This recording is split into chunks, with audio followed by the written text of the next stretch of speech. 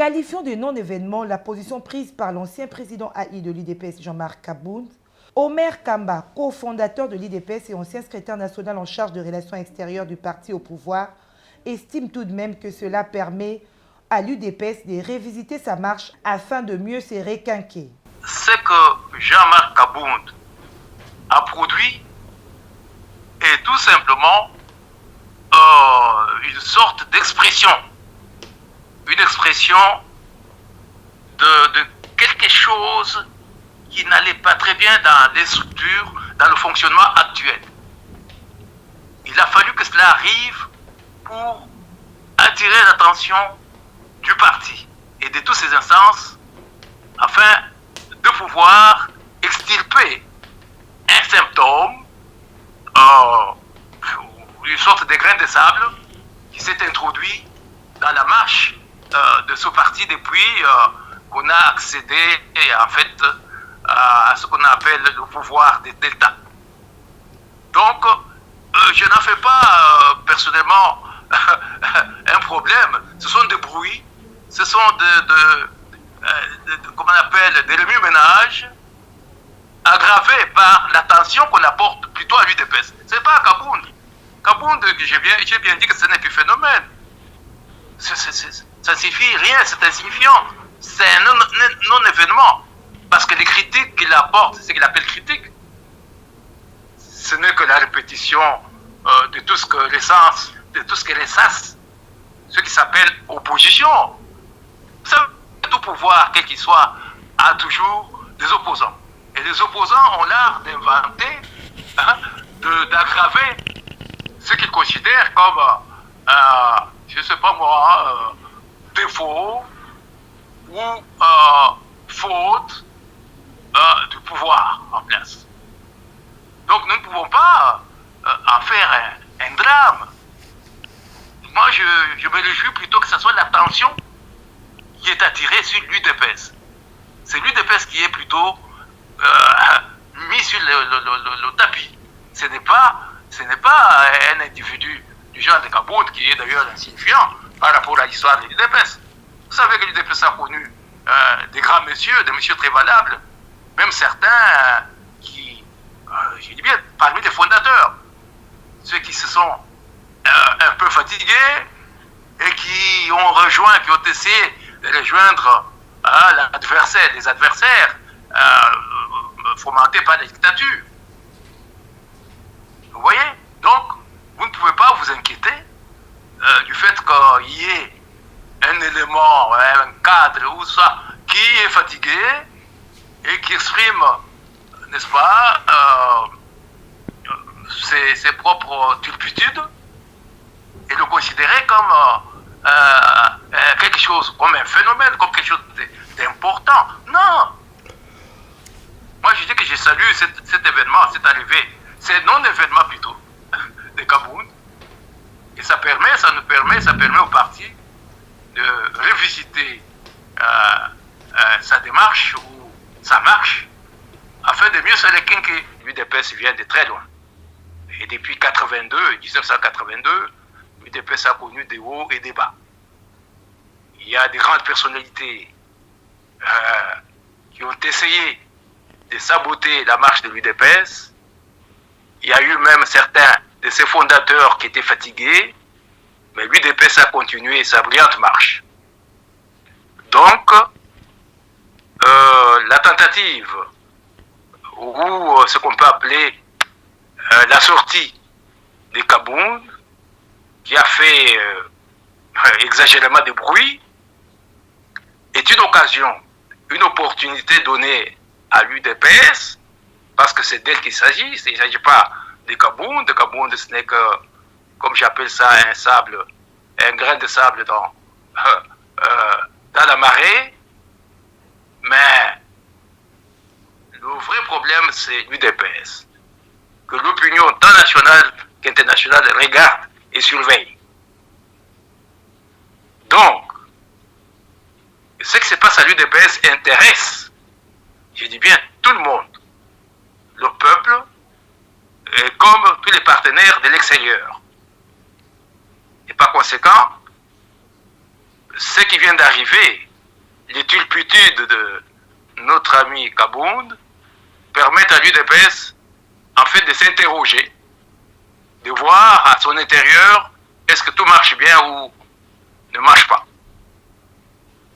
Et à ce moment-là, cela exige une visite de la marche fondamentale de l'UDPS.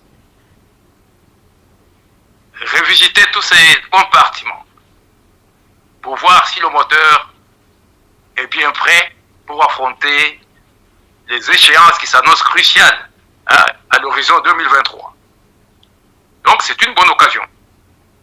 Et c'est pour ça que moi, je ne m'en fais pas, je n'ai pas perdu un seul instant pour penser que l'UDPS a maintenant une meilleure occasion pour revoir, pour plutôt déclencher ce que j'appelle en urgence un recours à la résilience de ces fondamentaux idéologiques, fondamentaux éthiques, fondamentaux stratégiques, qui ont fait sa grandeur, qui ont fait que l'UDPS ait été considéré pendant l'opposition comme la sœur aînée de toute l'opposition, comme boussole de la lutte pour la démocratie que nous avons soutenue. Donc, madame, je vous assure que pour le moment, l'UDPS a eu une grande chance. C'est une bénédiction, ce qui est arrivé là avec tous ces bruits autour de Kabound. Et nous osons croire que maintenant, toutes les instances habilitées à conduire l'UDPS, à l'encadrer, et je cite nommément l'autorité de référence, qui est chef de l'État lui-même. Je cite les membres du directoire national, le directoire actuel. Je cite tous les cadres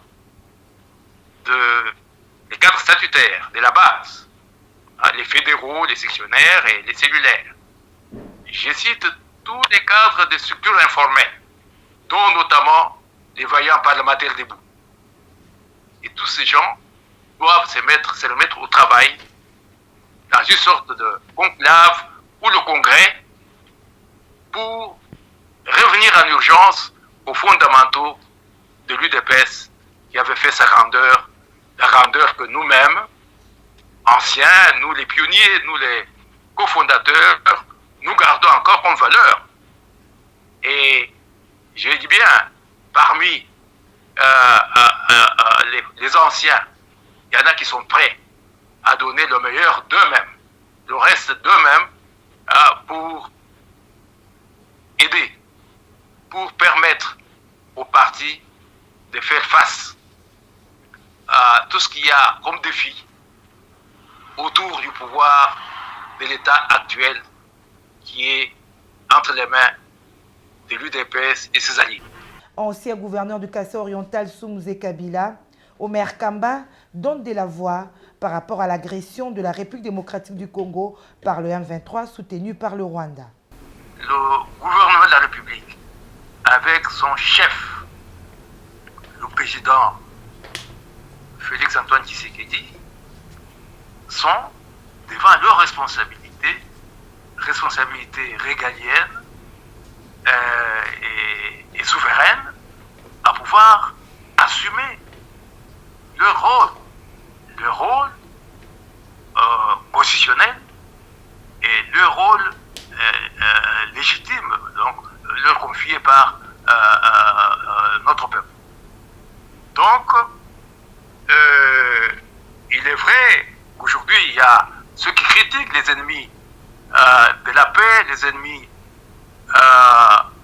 de notre démocratie, qui essayent non seulement de pactiser avec l'ennemi, sous prétexte de traiter le pouvoir actuel d'incapacité à maîtriser la situation, alors alors qu'en réalité, ce pouvoir se déploie toutes ses possibilités pour pouvoir assumer son rôle. Et ce pouvoir assume son rôle d'une façon même brillante. Et vous suivez vous-même comment, d'abord au niveau de la population, notre vaillant peuple du côté de l'Est l'a démontré à plusieurs reprises.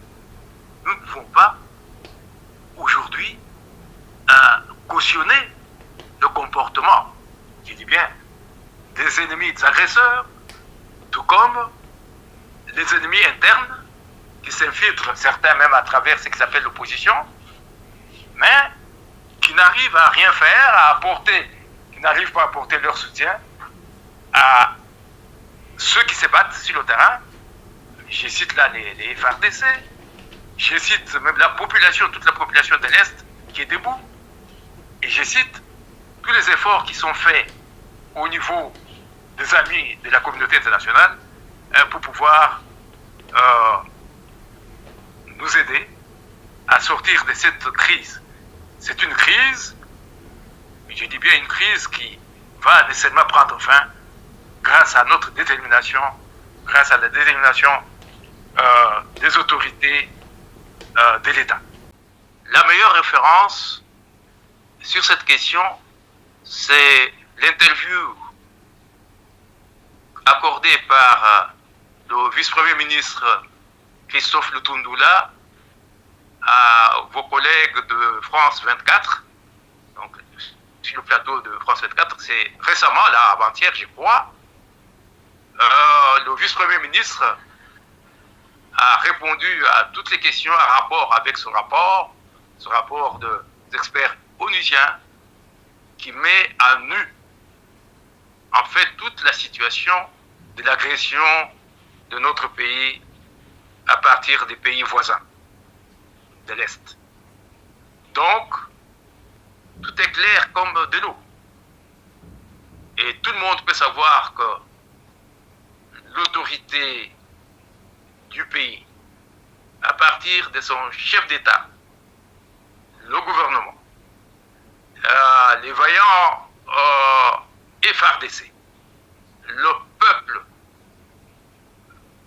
peuple congolais, dans son ensemble et plus particulièrement les populations de l'Est. Tout le monde a saisi le taureau par ses cornes pour évacuer cette agression. Et si vous suivez les explications du VPM, de Tundula, vous comprendrez facilement que les ennemis, les agresseurs n'ont plus d'arguments. Et que désormais, la raison est de notre côté et la force est également de notre côté.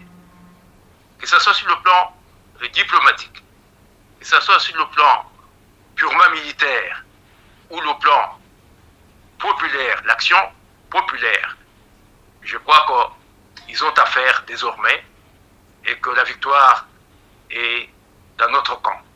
Parce que, comme on le dit chez nous, un sorcier, lorsqu'il est à découvert, lorsqu'il est dénoncé, il est tout simplement neutralisé et déprimé plutôt.